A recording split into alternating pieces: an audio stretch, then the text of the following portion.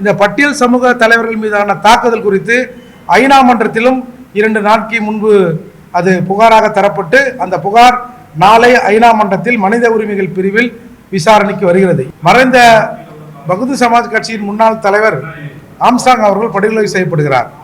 அந்த படுகொலையில் ஆம்சாங் அவர்களுக்கு life threaten இருக்கிறது என்று சொல்லிவிட்டு நாங்கள் விலகி நின்று கொண்டோம் அப்படின்னு சொன்னாங்க. அதிலிருந்து தொடர்ந்து இந்த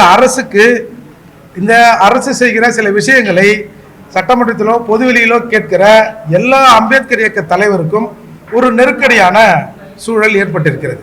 அதே போல அம்பேத்கர் இயக்க தலைவர்கள் மட்டுமல்லாமல் இங்க இருக்கிற இந்த அம்பேத்கர் இயக்க மக்களை, பட்டியல் சமூக மக்களை சென்னையை விட்டு அப்புறப்படுத்துகிற அந்த மண்ணோடு இருக்கிற தொடர்பை அழிக்கிற வேலையை தொடர்ந்து தமிழக அரசு செய்கிறது.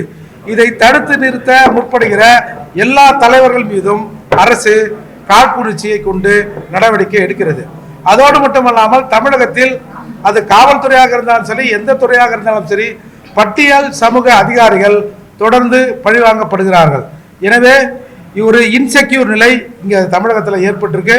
இந்த பட்டியல் சமூக தலைவர்கள் மீதான தாக்குதல் குறித்து ஐநா மன்றத்திலும் 2 நாட்களுக்கு முன்பு அது புகாராக தரப்பட்டு அந்த புகார் நாளை ஐநா மன்றத்தில் மனித உரிமைகள் பிரிவில் விசாரணைக்கு வருகிறது. இந்த நிலையில் தமிழகத்தில் இருக்கிற அம்பேத்கர் இயக்க தலைவர்கள் ஒருங்கிணைந்து தமிழக கவர்னரை சந்தித்து புகார் கொடுக்க இருக்கிறோம்.